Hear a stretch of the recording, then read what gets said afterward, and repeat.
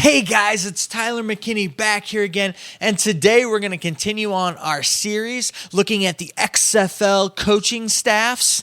And hey, if it's your first time here, thanks for watching. If you're a return viewer, hey, thanks for coming back and viewing more videos.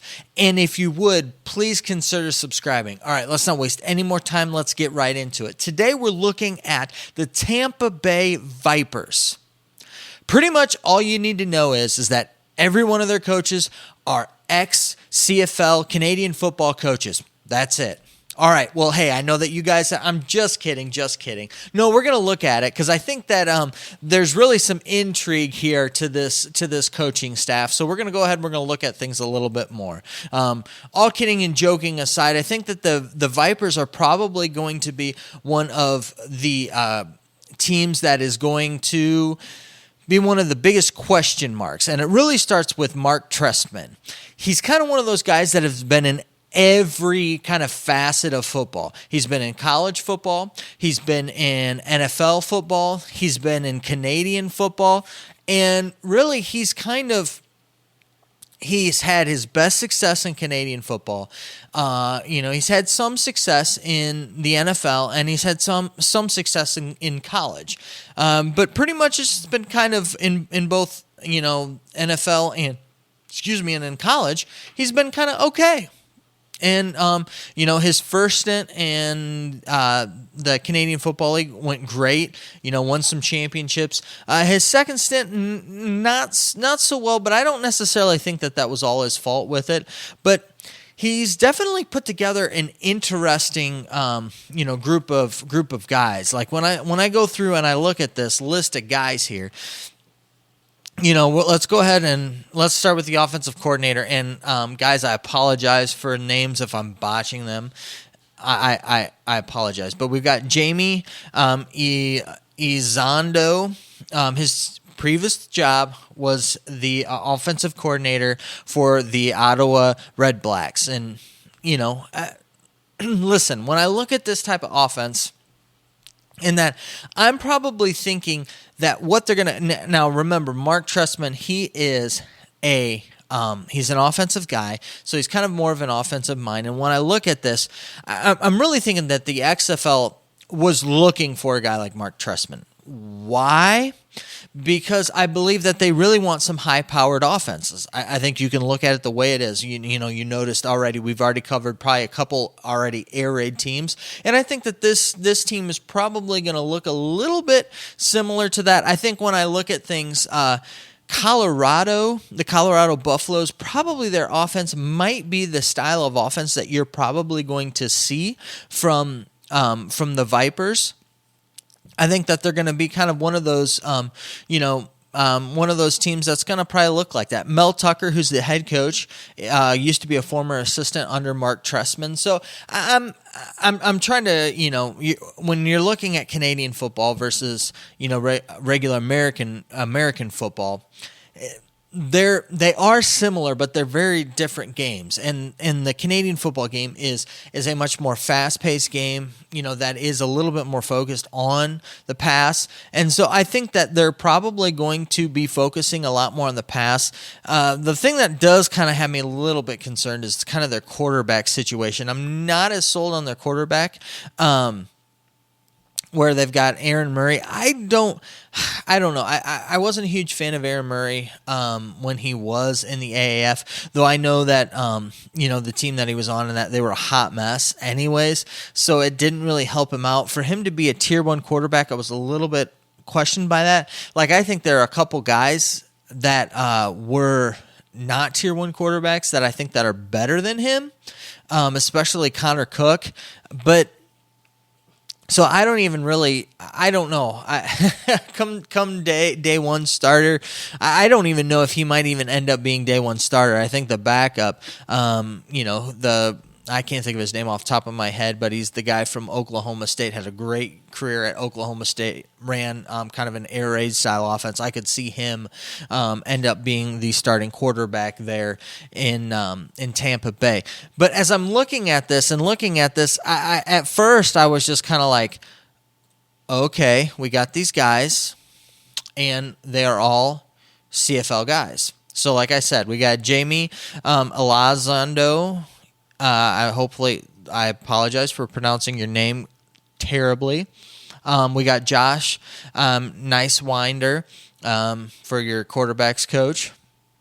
Jonathan Hime, Bock, offensive line coach, and both of these guys you've got, coming with some CFL background. But I will say, that Jonathan, the offensive line coach, was San Antonio's offensive line, and actually their offensive line actually played really, really well for the San Antonio Commanders AAF team. And so, you've got something there to where I think that their offensive line could be fairly strong. And Justin Poindexter, again, another guy from the CFL in that with it, tight ends coach, Pete Mangranian. He was head coach from Columbia University. And so, he's the tight ends coach. Again, it's just a list of guys that have a lot of CFL experience. And so, when I look at it, I don't necessarily think that it's bad. I think that it could work out really well for them, and it might translate really well for this level of football. Especially what they got going on here. All right, so let's look at the defense. Now, the defense is going to be one of those things where I'm kind of a little bit, more kind of. Don't really know what to do, because the fact of the matter is the same thing. You got a lot of guys with a lot of Canadian Football League experience, and so I'm kind of thinking that they're probably going to run. Probably more of a, like a 4-3, but kind of more of like a hybrid 4-3, looking at probably something that's going to kind of, resemble something where you've got some like hybrid safeties, playing some outside linebacker positions and, like that. I feel like that that they're probably going to run some stuff like that, like a 4-3. Like I said, with some hybrid kind of safeties and that type of a thing, playing some outside linebackers and stuff like that. So I don't know, maybe some heavy nickel packages or something. I just see them running like a fast defense to get to the ball fast and quick, just because a lot of these guys are Canadian Football League guys, and that's kind of their experience. So I kind of see it going that route. We'll go more into depth when we start looking at their roster and breaking down what their roster is, but. As I'm looking at this, you got Jerry Granville, and he was the defensive coordinator of the Hamilton Tiger Cats. Defensive line coach Brett Hill, he was the defensive line coach for Montreal, and the linebackers coach Mike Archer was the defensive coordinator for Toronto, and then the defensive backs coach, was the Edmond Eskimos, defensive assistant. So that's the defensive backs coach.